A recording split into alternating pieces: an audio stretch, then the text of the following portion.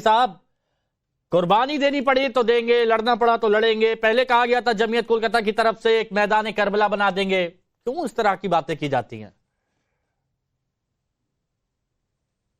किसी की जमीनें छीनोगे, किसी के हक हुकूक छीनोगे, वो क्या कहेगा? लड़ाई नहीं लड़ेगा, लड़ाई लड़ने का अधिकार नहीं है उसका। जब आप सीधा सीधा प्रहार कर रहे हो, ऐसा लगता है कि सिर्फ मीडिया सही है या भारतीय जनता पार्टी के लोग सही हैं या भारतीय जनता पार्टी के लोग के पक्ष में बोलने वाले लोग सही हैं। बाकी सब जो बातें हो रही है, खराब हो रहा है। वो हम अगर प्रदर्शन कर रहे हैं तो वो लोगों को भड़का रहे हैं। सुनो ना, आप अभी बोल रहे थे, आप भारत में रहते हैं? क्यों नहीं रहते? भारत हमारी जागीर है, हमारी बकौती है। आप संविधान मानते हैं? ये सवाल हमसे क्यों आप कर रहे हो? संविधान उसकी वजह बता रहा हूं, बता तो दीजिए।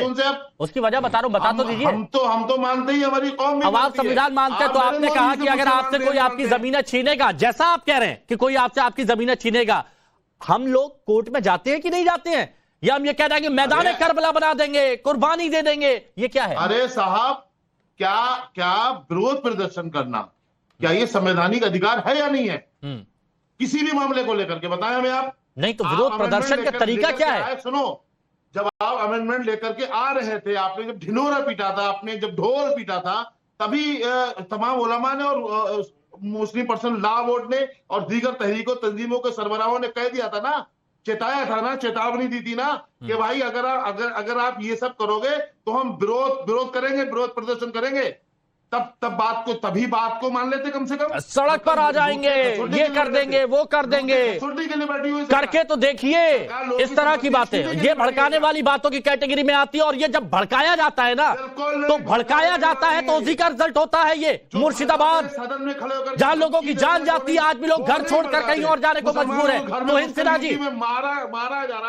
जी, लोग तो सरकार से भी ये सवाल पूछ रहे हैं, मुर्शिदाबाद की जनता ये सवाल पूछ रही है कि इस तरह की अगर भड़काऊ बयानबाजी होती है, मैदान करबला बनाने की बात होती है, कुर्बानी देने की बात होती है, ईंट से ईंट बजाने की बात होती है, सरकार क्या करती है? उससे पूछ रहे।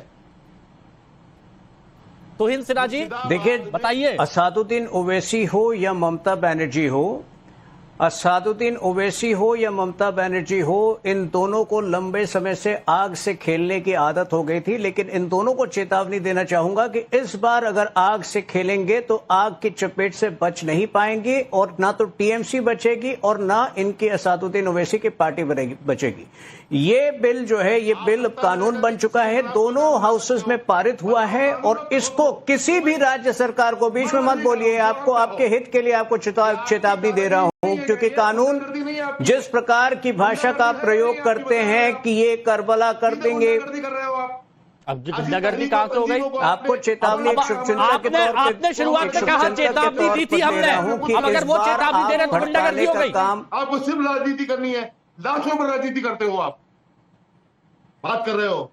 देखिए, चेतावनी और धमकी में एक अंतर होता है। एक शुभचिंतक के तौर पे बता रहा हूं कि जो कानून दोनों संसद के दोनों सदनों से पास होकर, पारित होकर एक कानून बन चुका है, उसके खिलाफ स्ट्रीट प्रोटेस्ट का कोई स्थान नहीं है इस देश में। 10,000, आपको पता होगा, 10,000, 40,000 जो केसेस चल रहे थे वक्फ बोर्ड के खिलाफ, उसमें 10,000 केसेस जो हैं वो केवल गरीब मुसलमानों के द्वारा फाइल किए गए। अरे अजहरी साहब, आप तो जानते हैं ना, जब मैं चर्चा करता हूं तो एक एक करके बात सुनता हूं क्या हो रहा है? ये क्या बीच में फ्रेम पे लाकर के क्यों? अजहरी साहब, आप तो जानते हैं ना, जब मैं चर्चा करता हूं तो एक एक करके बात सुनता हूं, तो प्लीज आ रहा हूं आपके पास, आ रहा हूं। देखिए, मैं टीएमसी, मैंने विशेष तौर पे टीएमसी और एआईएमआईएम को कहा था। ये मौलाना साहब कौन है? क्या ये एआईएम को रिप्रेजेंट कर रहे हैं या टीएमसी को रिप्रेजेंट कर रहे हैं? अगर उन दो पार्टियों को नहीं रिप्रेजेंट कर रहे हैं तो फिलहाल जो है इस डिस्कशन में मुझे बोलने दे।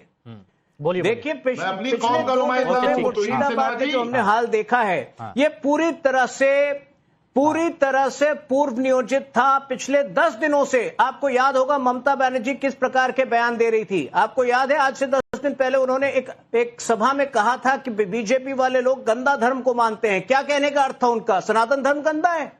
इस प्रकार से ममता बनर्जी लोगों को उकसा रही थी। उनके जो लाइब्रेरी मिनिस्टर है बंगाल में, सिद्दीकुल्ला चौधरी, जब एक वक्फ प्रोटेस्ट में वो जाते हैं, उसके बाद वक्फ प्रोटेस्टर्स को कहते हैं कि मुझे सीएमओ का, चीफ मिनिस्टर के ऑफिस से कॉल आया है और वो बहुत खुश है यहां पे टर्नआउट देखकर। तो इस प्रकार से अगर गुंडागर्दी होगी, इस प्रकार से आप कानून व्यवस्था को ठप करेंगे, तो सरकार इस बार आपको ये खुली छूट नहीं देने वाली। मुर्शिदाबाद की बात करी, बंगाल की बात करी, कानून बन चुका है, ये कानून मुसलमानों के हित में है। ठीक है, बादल देवनाथ जी राजनीतिक विश्लेषक है, टीएमसी के समर्थक भी है। बादल देवनाथ जी बताइए, मुर्शिदाबाद की तस्वीरें आपसे छुपी तो होंगी नहीं? पूरी कर लूं।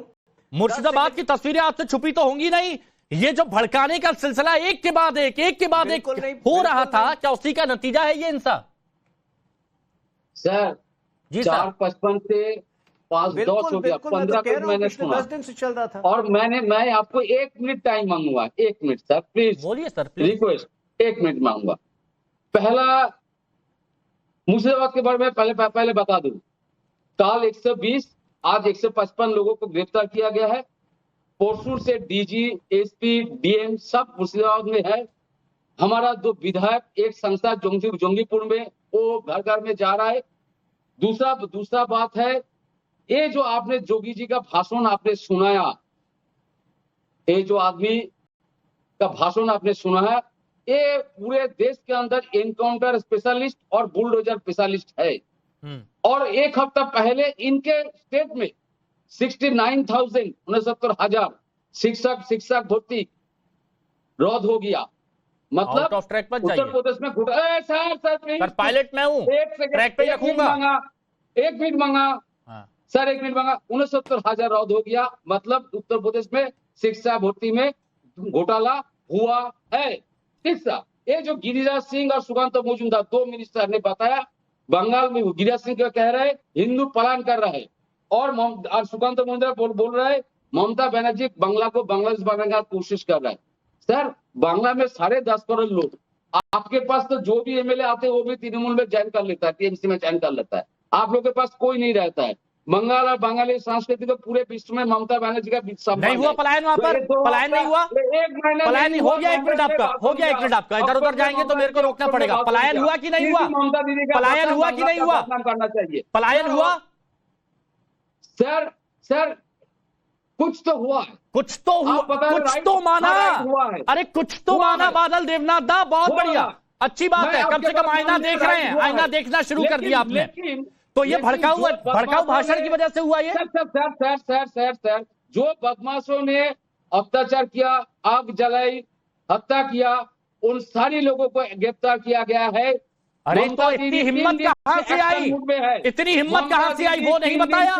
कहां थी आपकी पुलिस जब लोगों को, महिलाओं को मारा जा रहा था, बच्चे रो रहे थे? आपको पता है छोटे छोटे बच्चे, हमारी सहयोगी ने रिपोर्ट दिखाई, छोटे छोटे बच्चे कह रहे थे कि मम्मी बचा लो, हमें ले जाएंगे यहाँ से। ये छोटी छोटी बच्चियां कह रही थी। बंगाल में मुर्शिदाबाद, ठीक है, अब मेरे को बताइए, एआईएमआईएम से हमारे साथ में हाजी महरुद्दीन अंग्रेज साहब, ये बताइए कि मुर्शिदाबाद टू हैदराबाद जो वक्त पर बयानबाजी दी जा रही है, ये भड़काने और उकसाने का काम नहीं है। ओवैसी साहब क्या कह रहे हैं कि संभल और ये ज्ञानवापी और ये ईदगाह ये हमसे छीन ली जाएगी? बिल्कुल, उन्होंने जो भी बात बताई और एक एक पॉइंट जो होते हैं बैरिस्टर असदुद्दीन ओवैसी साहब के, वो बिल्कुल फैक्ट होते हैं। और उन्होंने आज जो सवाल भी खड़े किए, जो बताया कि जो संभल की मस्जिद है, जो हमारी मथुरा में जो हमारी ईदगाह है, और जो काशी विश्वनाथ में जो हमारी मस्जिद है, तो ये सारी अब जो है वक्फ की संपत्ति रहेंगी या नहीं रहेंगी, ये सवाल मोदी जी से पूछा है। मोदी जी को या मोदी जी के जो मंत्री हैं उनको आपको डाउट का है? मैं ये पूछ रहा हूं, क्या सवाल है आपका? देखिए,